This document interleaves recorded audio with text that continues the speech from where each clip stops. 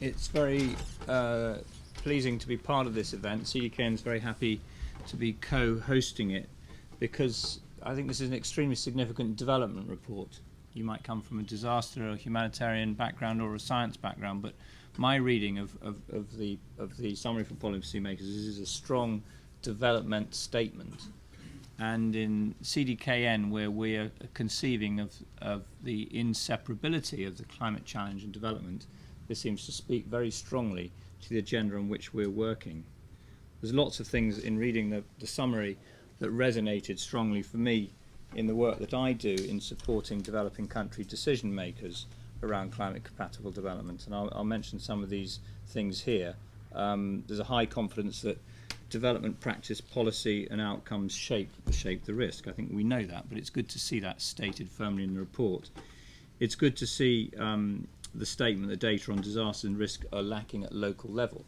I mean, knowledge is critical here, and finding that finding that knowledge and accessing that knowledge and interpreting it at local level is critical. The work that many of us in this room are addressing. Important to see the equity dimension mentioned here too, often forgotten in a lot of the climate change debate. Inequalities influence adaptive capacity is a statement I spotted in the report. So I could go on. So we've seen in these case studies, which are well summarised in terms of the adaptation solutions at the back end of the policy report, of some of the expected changes in heavy precipitations, hot days, longer-term droughts, increases in extreme coastal high water. These are increased risks in high mountains is another one which I draw attention to. Glacial lake outbursts is one particular symptom that the report's looked at. So in CDKN, we're in a way working around the world on some of these challenges, and this is a kind of base report that we could have had at the beginning of CDKN, but it's very nice for it to come at this stage as we move forward. And I don't see that just in our work on climate-related disaster risk management, which is one of the themes on which CDKN is working. We are actually working now with the Punjab Disaster Management Authority and their response to incorporate climate risk assessment as they build back in the reconstruction post the 2010 and 2011 floods, with sort of model village planning and that reconstruction effort. It's quite notable that quite little progress has been made for the PDMA in this because the wave of floods has prevented them actually doing the longer term planning. So the immediate very much becomes the enemy of developing the important longer term planning in that case, but CDKN has the opportunity to take that forward. Before I took on the role of leading CDKN, I had the privilege to work for a number of years as head of Oxfam policy at Oxfam, Great Britain, and I sat in a very interesting job in the intersection of the humanitarian and development roles of Oxfam, and we were trying to, I suppose, build the coherence of these communities to addressing increasing chronic vulnerability, and that wasn't easy. Institutionally it's not easy, and finding the instruments to do that. And great strides have been made, for example, in social protection in tackling that, and I think many of us could point to what has been done, but I think this report underlines that situation is going to get more difficult. The tensions, the challenges, the trade-offs that institutions such as Oxfam are going to have to get made can only get worse. The report speaks strongly to DFID's humanitarian emergencies review.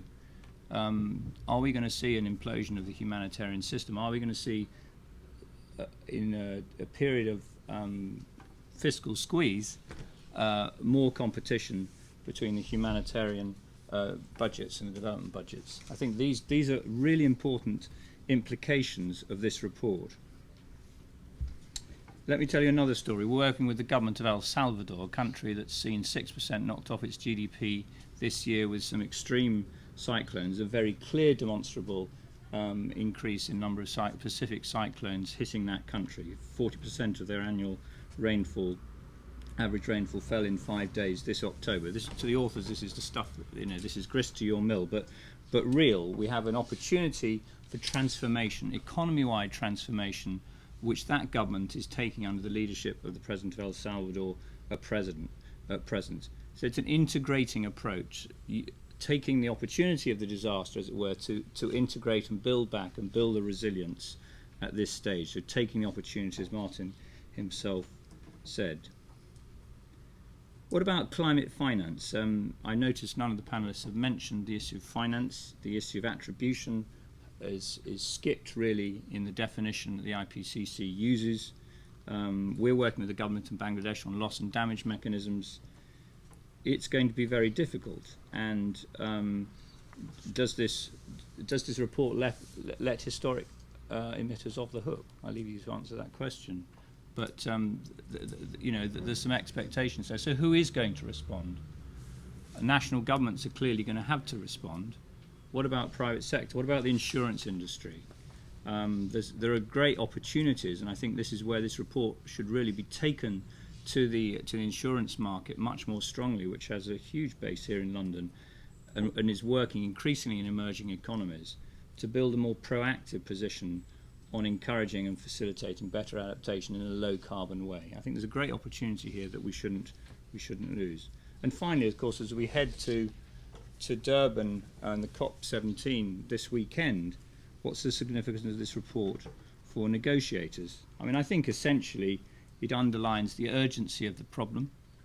It underlines the urgency of establishing a mechanism for the Green Climate Fund and its capitalisation to provide resources to build the resilience to expected future disasters, and the importance of agreeing targets to reduce emissions. So congratulations on a mammoth effort. I haven't read the 700 plus pages and look forward to hearing the details. CDCAM will be working at regional level in helping interpretation of this for policymakers. I mean, as you were saying, it's still difficult to read even at a global scale, and so I think it's worth investing in that translation, particularly at global level. We get glimpses of that in these annexes that you referred to at the end. So thank you very much, and CDCAN looks forward to being part of the journey of using this report in the next period.